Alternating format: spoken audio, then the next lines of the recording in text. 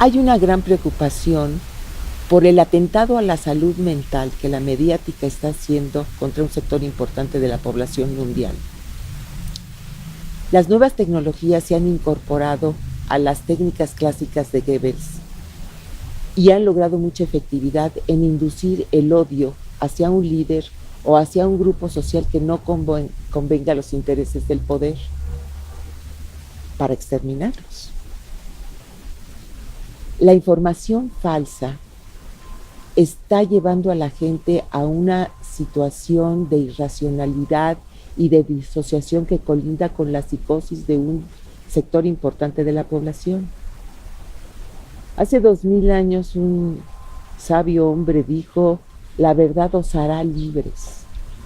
Sin embargo, seguimos lidiando con la mentira y en función de esta se ha perseguido y asesinado a cristianos, a judíos, a comunistas, a musulmanes, etc. Es el caso actual de los chavistas. Venezuela es la primera reserva probada de petróleo del mundo.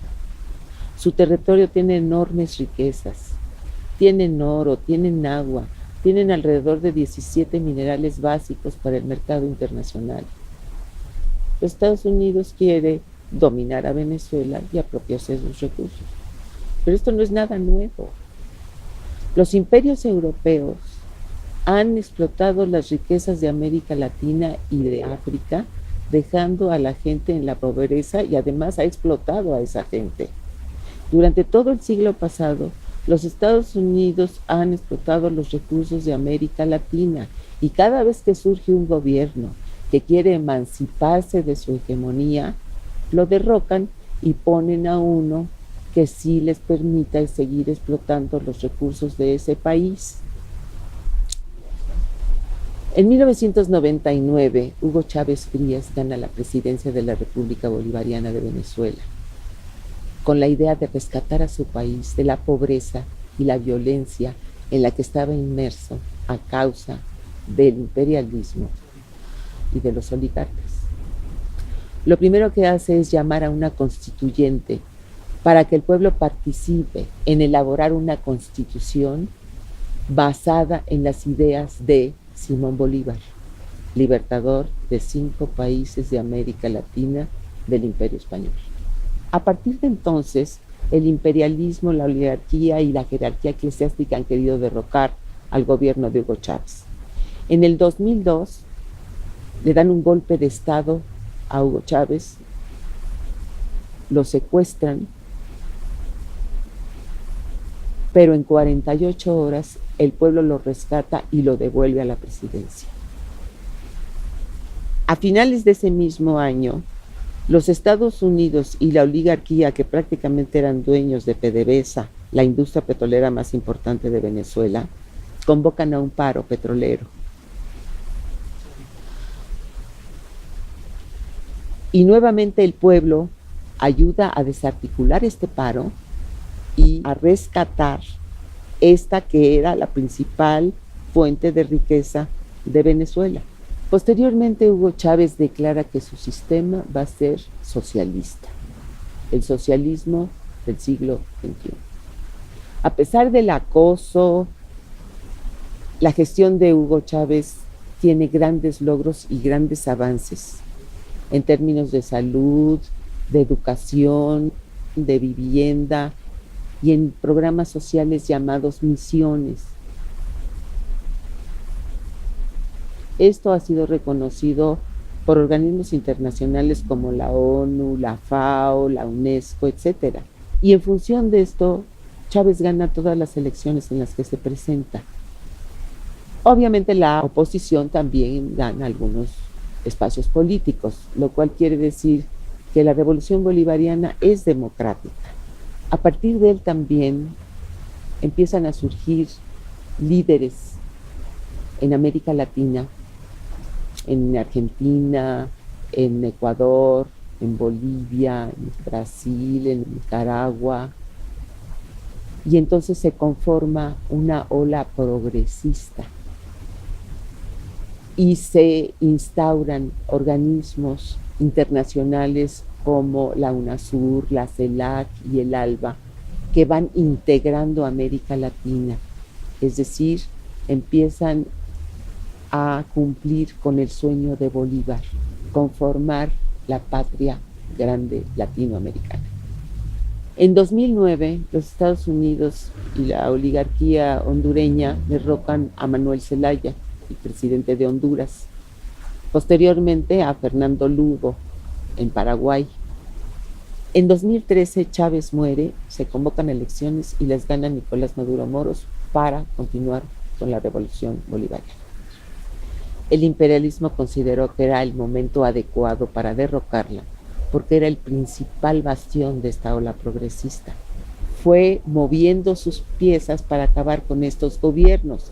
Lo hizo a partir de golpes de Estado, traiciones, prácticas electorales o judicializaciones amañadas, y así lo logró con Argentina, Brasil y Ecuador. A Venezuela y a la gestión de Nicolás Maduro se le aplicó una guerra híbrida, que consiste en, 1, la guerra económica. La guerra económica consiste en el desabastecimiento y el acaparamiento de alimentos, de medicinas y de productos de primera necesidad por parte del empresariado y las transnacionales que controlan la importación y la distribución de estos productos, con el objeto de provocar el malestar en la población, que tuvo que hacer colas, que no encontraba los productos que necesitaba, y esto obviamente incide en la alimentación y en la salud. Además, esto no es nada nuevo. Esto también se le aplicó a Salvador Allende en el Chile de 1973.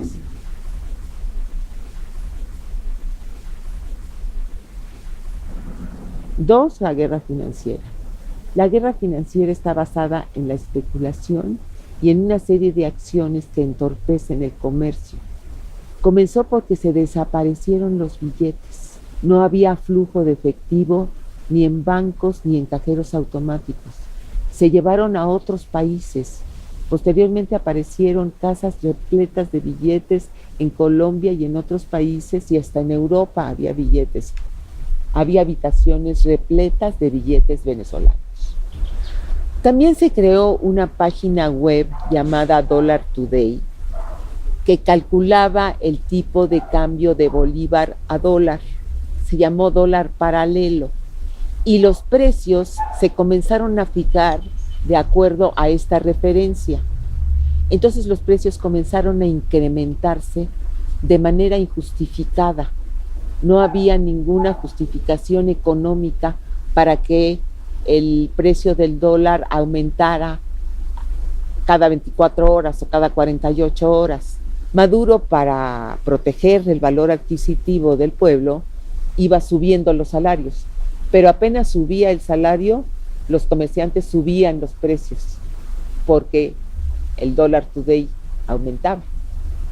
Y así fueron creando una hiperinflación, pero inducida. 3, la guerra militar. Los Estados Unidos, la oligarquía y Colombia financian grupos paramilitares y grupos irregulares para crear violencia, inseguridad y angustia en la población venezolana. Obviamente con estos grupos se incrementaron los asesinatos, los secuestros y demás prácticas delincuenciales. 4, la guerra mediática. Dentro de la guerra mediática está la guerra psicológica, y esto transversaliza todas las guerras que he mencionado hasta ahorita, porque inculca el odio, la calumnia, la mentira, los falsos positivos, y sobre todo culpa a Maduro de todo lo malo que esté pasando. También se crean foros, entrevistas, en donde se discuten una serie de cuestiones totalmente falsas que llegan a niveles grotescos. El binomio Maduro dictador, Maduro tirano, Maduro narcotraficante, Maduro genocida, sin ninguna prueba que lo sustente, se va instaurando en la mente de la gente en todas las latitudes. Esto pasa a las redes y entonces crece exponencialmente. En esta guerra híbrida se van sincronizando las acciones de acuerdo a las vulnerabilidades que se van detectando. En 2014, el opositor Leopoldo López lideró y organizó un movimiento llamado La Salida. Se disfrazaba de protestas pacíficas, pero todas estas protestas pacíficas derivaban en lanzamiento de bombas molotov, en incendios, colocaban de una acera a otra un alambre para que los motociclistas se degollaran. Y todos estos actos terroristas que él organizó causaron 43 muertos. Fue acusado de haber incendiado el Tribunal Supremo de Justicia. Posteriormente, Leopoldo López se entregó porque se descubrió por parte de su familia y por parte del gobierno que había una conspiración para asesinarlo. Esto sería un acto suficientemente escandaloso para intervenir militarmente. Se diría que Maduro había asesinado a un opositor.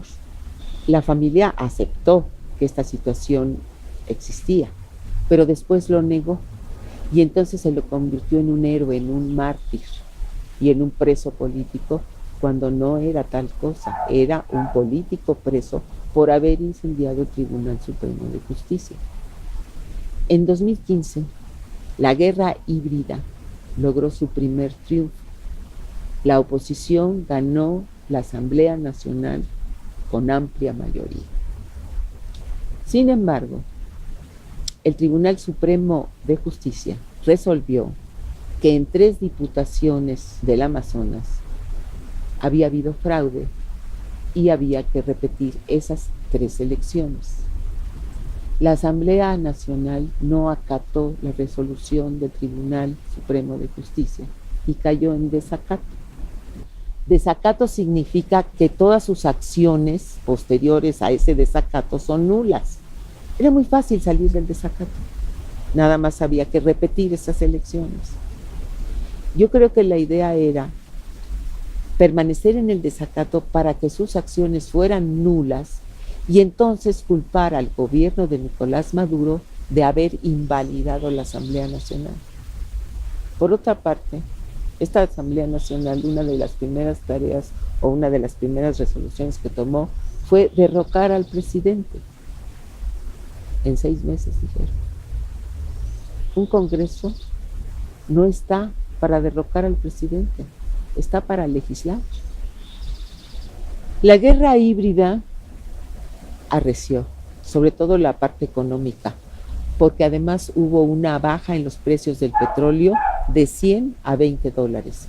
Sin embargo, Nicolás Maduro no canceló ningún programa social, no cerró una escuela, se siguieron construyendo viviendas para el pueblo, llegando actualmente a 2.600.000.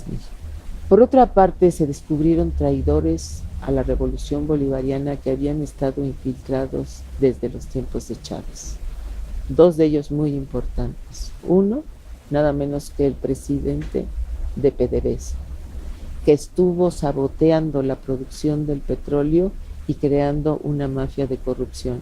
Y por otro, nada menos que la fiscal de la República, que también se dedicó a crear una red de corrupción en donde había extorsión a empresarios, en donde entraban los delincuentes y ella los liberaba para que siguieran cometiendo delitos. Es decir, había 2 traidores enemigos de la revolución muy importantes, porque uno era el presidente de PDVSA y el otro la fiscal de la República, que actualmente vive en Colombia y dice que sigue siendo la fiscal. En el 2017, el terrorismo llegó a niveles muy dramáticos. Se llegó a quemar personas vivas por el solo hecho de parecer chavistas. Se atacaron guarderías, centros de salud, acopios de alimentos, escuelas. En fin, la situación llegó a desbordarse en 19 municipios de los 335 que hay. pero se concentró ahí un cúmulo muy grande de violencia. De todos estos actos terroristas, el resultado fue alrededor de 150 muertos, de los cuales 39 fueron por causa de las fuerzas de seguridad. Todos ellos están ahora enjuiciados y presos, pero el resto, es decir, las 3/4 partes, fueron por causa de los violentos opositores. Sin embargo, todos esos muertos se le cargan a Nicolás Maduro. Nicolás Maduro, dentro de sus atribuciones como presidente, convoca a una Asamblea Nacional Constituyente, que consiste en convocar al pueblo para crear una asamblea que va a estar por encima de todos los poderes para decidir qué es lo que se tiene que hacer.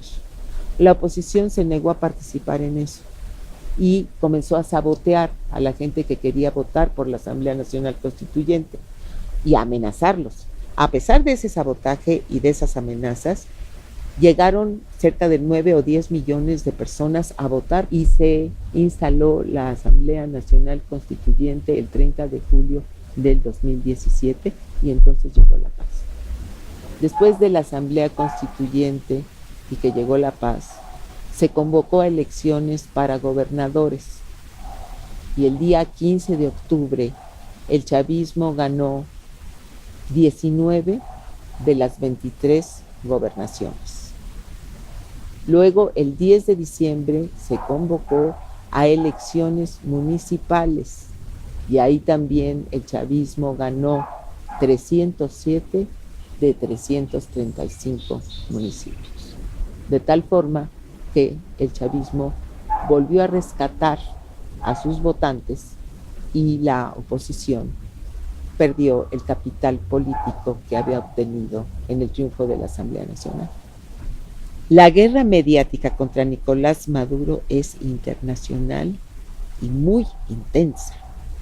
Todos los días, desde hace 5 años, salen noticias de Venezuela y de Nicolás Maduro, el 98% negativas, en donde se exagera la violencia, se dice que corren ríos de sangre, que hay torturados, que la gente está hambrienta, en fin, una situación verdaderamente falsa.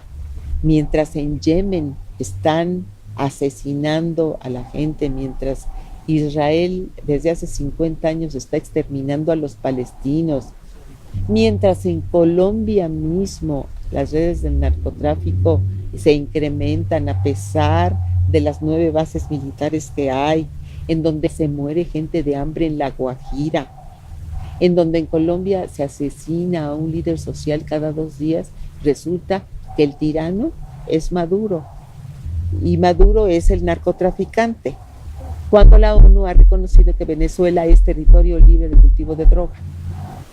El manejo mediático, como ya dije, está basado en noticias falsas. Por ejemplo, no es cierto que en Venezuela haya una violencia desatada y que la gente ande hambrienta buscando comida en los basureros. Eso es falso. A veces ponen algunas imágenes para sustentar esto, pero resulta que son imágenes tomadas en otros países y en otras circunstancias. También ponen a Maduro diciendo algo, pero sacado del contexto, lo ponen deformado de manera que parezca un hombre malo, en fin, toda esa serie de trampas. Sin embargo, ocultan las imágenes buenas.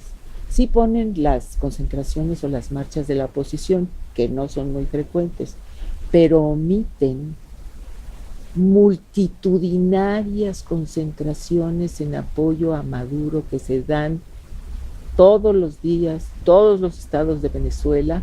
Eso no lo ponen, no ponen a gente que va yendo a su trabajo de manera natural, en paz, asistiendo a eventos culturales, en una fiesta, que se ven contentos y por cierto bastante bien alimentados. Eso no lo ponen, eso lo omiten. Entonces, toda esta falsedad va creando una matriz de opinión que no corresponde con la realidad.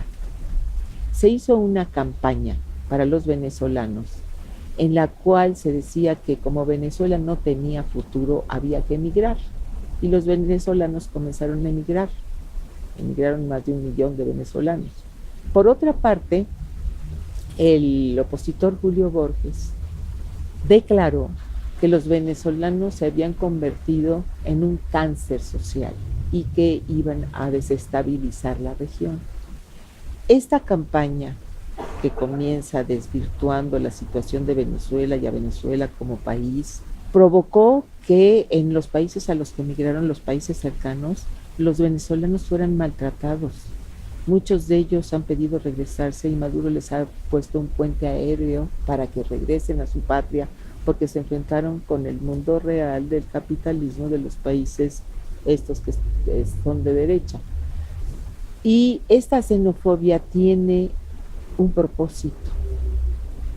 Si se desvirtúa a Venezuela y a los venezolanos, ya sea por el lado de decir que Venezuela no sirve, que es un país sin futuro y que los venezolanos son delincuentes y son narcotraficantes, provoca que la opinión pública, en caso de que bombardeen a Venezuela, sea indiferente, porque al fin y al cabo pues eran gente mala. Eso ocurrió con el pueblo alemán, cuando se hizo de la vista gorda en el Holocausto judío, porque ya previamente les habían inculcado que los judíos eran de lo peor.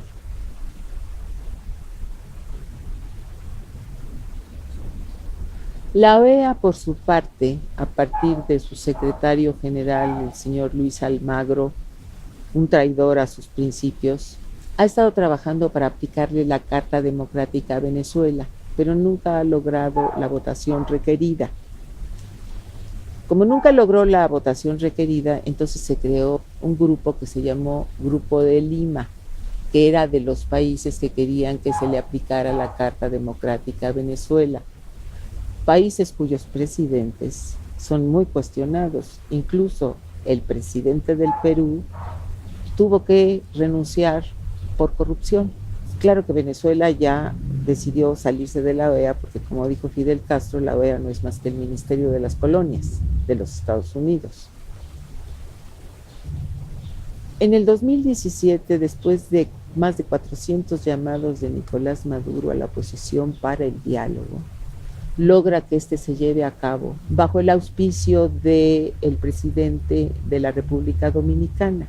Ahí se llevaron a cabo todos los encuentros, pero justo el día que se iba a firmar el acuerdo, que ya estaba todo listo con el presidente Danilo Medina de la República Dominicana y con el facilitador José Luis Rodríguez Zapatero, resulta que la oposición recibió una llamada de Colombia, que curiosamente estaba siendo visitada por el vicepresidente de Estados Unidos, Mike Pence, y cuando regresa de la llamada, la oposición decide no firmar el acuerdo. El gobierno de Nicolás Maduro sí lo firmó y decide cumplirlo. Y en ese acuerdo estaba a solicitud de la oposición que se adelantaran las elecciones presidenciales. Maduro estuvo de acuerdo. Se adelantaron las elecciones presidenciales, incluso después la oposición pidió que le dieran un mes más y el Consejo Nacional Electoral se lo concedió y se programaron para el día 20 de mayo del 2018. Bueno, Nicolás Maduro se presenta a la elección y esa elección se lleva a cabo con la participación de 20 partidos y de 4 contendientes, Nicolás Maduro y 3 de la oposición. Sin embargo, desde antes de que se llevara a cabo la elección, los Estados Unidos y el Cartel de Lima habían sembrado la matriz de que esas elecciones no eran creíbles y que iban a ser fraudulentas. Más de 9 millones de venezolanos se presentan a votar y Maduro gana con el 68% de los votos. Debo aclarar que el Consejo Nacional Electoral de Venezuela es uno de los más prestigiosos del mundo. Ha sido reconocido por todos los observadores internacionales, incluso el Centro Carter, que es especialista en el monitoreo de elecciones en el mundo, determinó a través de Jimmy Carter que era el mejor del mundo, porque se vota con huella digital. Entonces, la oposición, cada vez que gana el chavismo, dice que hubo fraude. Y cuando ellos ganan, entonces sí estuvo bien. El 4 de agosto hubo un intento de magnicidio, en donde no solo se intentaba asesinar al presidente, sino a todo su gabinete ministerial, a diplomáticos, al secretario de la Defensa, a la esposa de Maduro, que estaban en una tarima en un evento público y que lanzaron 2 drones, uno de ellos explotó frente a la tarima y otro fue desviado. Y sin embargo, la mediática desestimó este atentado, que si hubiera tenido éxito, hubiera sido un mensaje mediático terrorífico. Nada más hay que imaginar 60 personas destrozadas, volando brazos, piernas, cabezas en un río de sangre, como una imagen para decirle al mundo que todos aquellos que no sigan los lineamientos imperialistas pueden ser objeto de semejante acto. Por otra parte, los líderes de la oposición llevan como 3 años viajando por todo el mundo. Han asistido al Congreso de los Estados Unidos, al Departamento de Estado, al Parlamento Europeo, solicitando sanciones y bloqueos para su país. Últimamente ya la intervención militar. Tuvieron éxito, han estado sancionando a Venezuela y bloqueándola para que no pueda importar alimentos y medicinas que necesita. Entonces, no le permiten traer los alimentos y las medicinas y encima lo culpan de esto. Además, el Reino Unido ha confiscado 1.200 millones de dólares en oro de Venezuela, porque dicen que no saben qué va a hacer Maduro con ellos. Ese oro es de los venezolanos y Maduro es el presidente elegido por los venezolanos. Euroclear, una empresa en Bélgica, han confiscado algo así como 1.600 millones de dólares que son de Venezuela.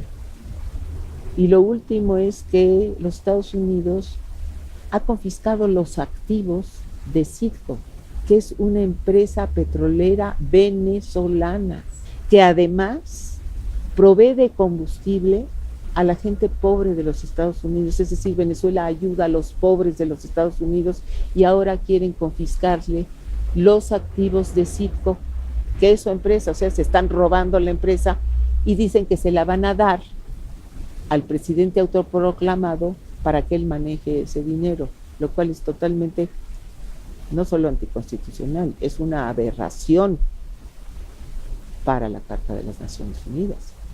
Entonces, todo este sabotaje, toda esta sanción es para el pueblo venezolano. No es para Maduro, es para el pueblo venezolano. El relator de la ONU, Alfred Zayas, presentó un reporte para la situación de Venezuela y en septiembre presentó sus conclusiones y dijo que la guerra económica y el ataque a la moneda eran los responsables de la situación económica de Venezuela. Por otra parte, se creó un gobierno paralelo, muy extraño.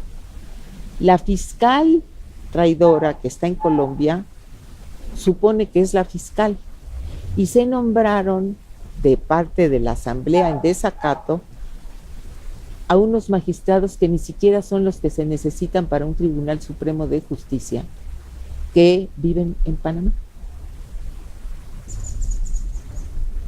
El 5 de enero, la Asamblea Nacional en desacato nombró como presidente a Juan Guaidó.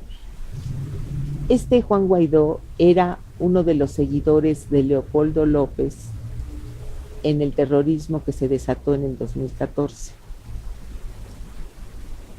Y este señor, el 23 de enero, se autoproclama en una plaza pública como presidente de la República. Esta situación, que si no fuera reconocida por 40 países sería de risa loca, sorprende mucho, porque ¿cómo es posible que se reconozca a un individuo, un diputado, porque ni siquiera es presidente porque la asamblea está en desacato, un diputado sea reconocido como presidente porque se autoproclama en una plaza pública y 40 países lo reconocen como tal? Esto viola no solo la Constitución de Venezuela, sino todos los reglamentos de la ONU y los tratados internacionales. Esto no puede suceder. Imagínense que en todos los países cada quien se proclamara presidente y hubiera parte de la comunidad internacional reconociéndolos. Por otra parte, Nicolás Maduro es reconocido por más de 122 países. No hay que olvidar que es el presidente del Movimiento de Países No Alineados y de la OPEP. Es reconocido por China, por Rusia, por Turquía, por Irán, por los países del Caribe, en fin, por muchísimos países más que los que reconocen a Juan Guaidó y que están haciendo verdaderamente el ridículo.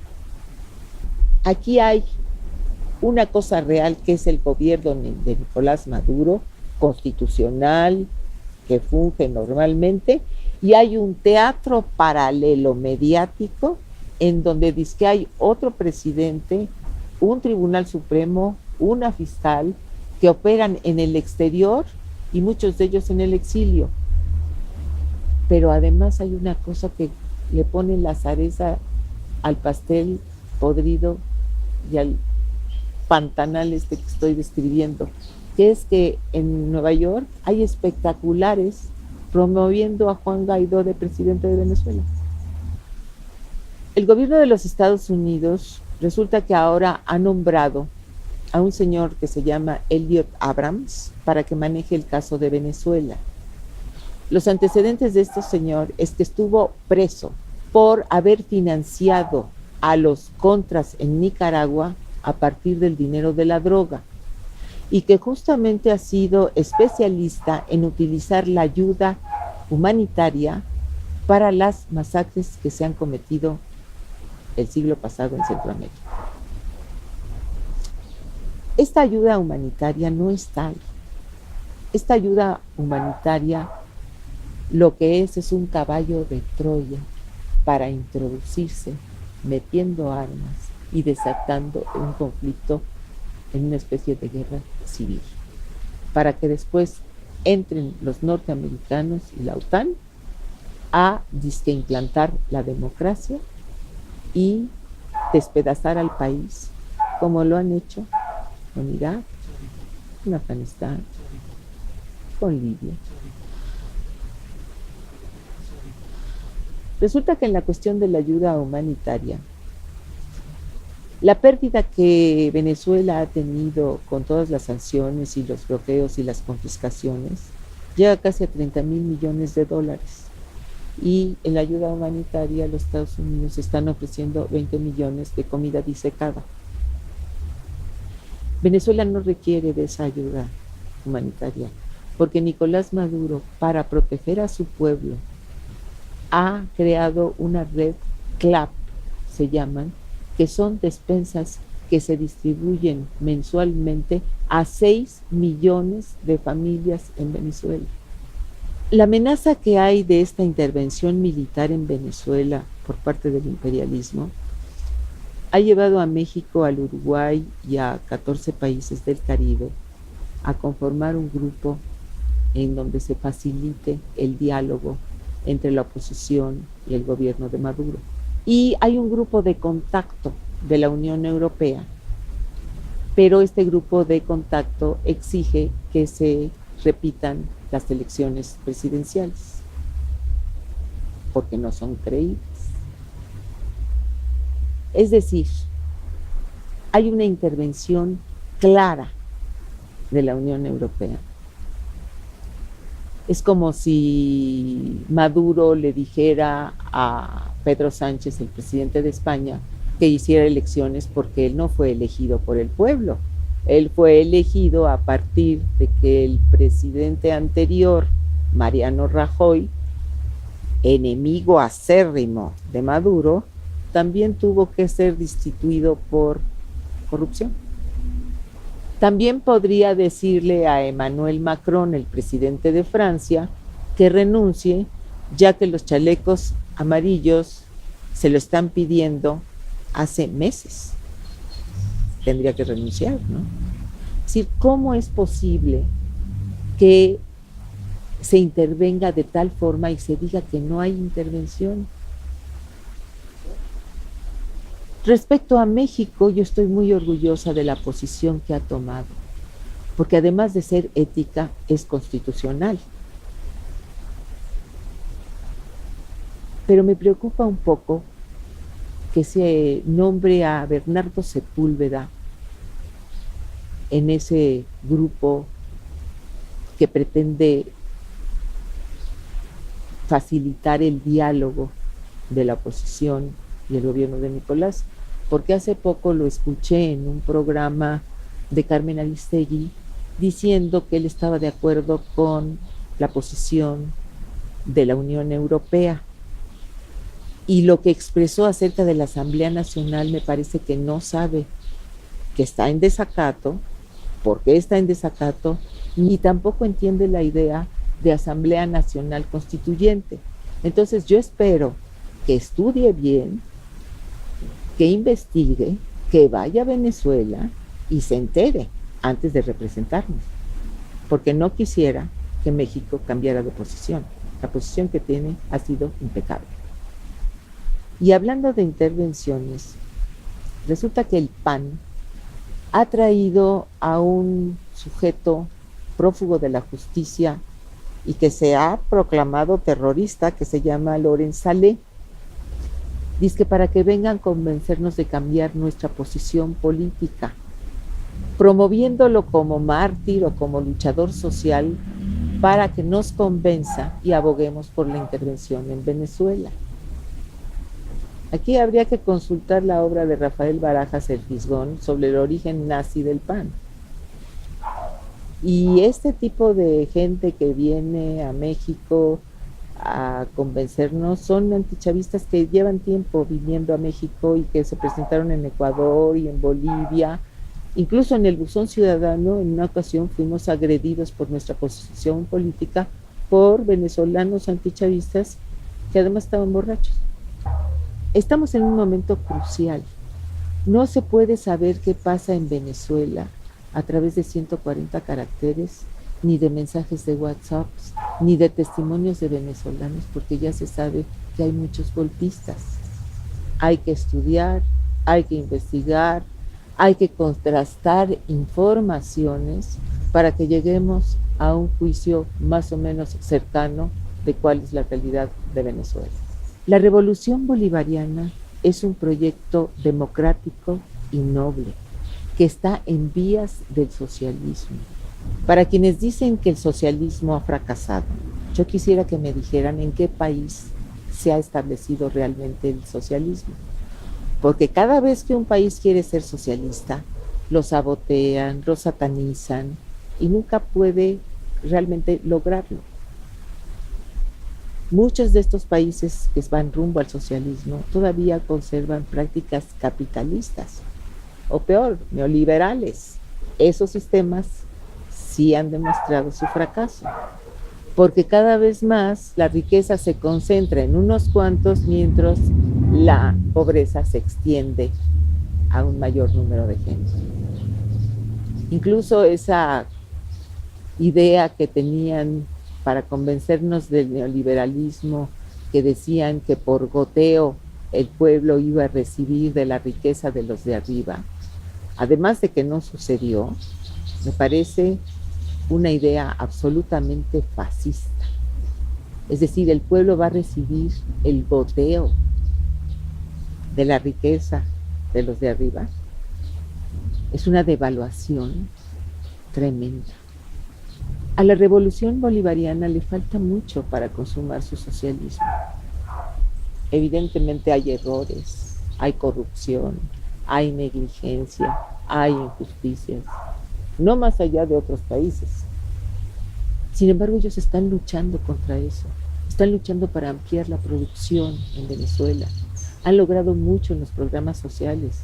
Se invierte el 75% del presupuesto en atender al pueblo. Pero independientemente de nuestra postura política, estamos en un momento muy peligroso. Está a punto de desatarse una guerra en nuestro continente que produciría cientos de miles de muertos, cuyas consecuencias son impredecibles y nos afectarían a todos.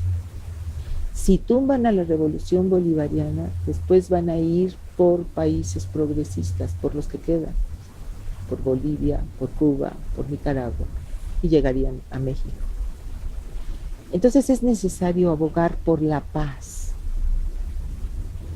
En todos los países se están organizando movimientos que están abogando por la paz y están apoyando al gobierno de Maduro. Unámonos como hermanos y aboguemos por la paz.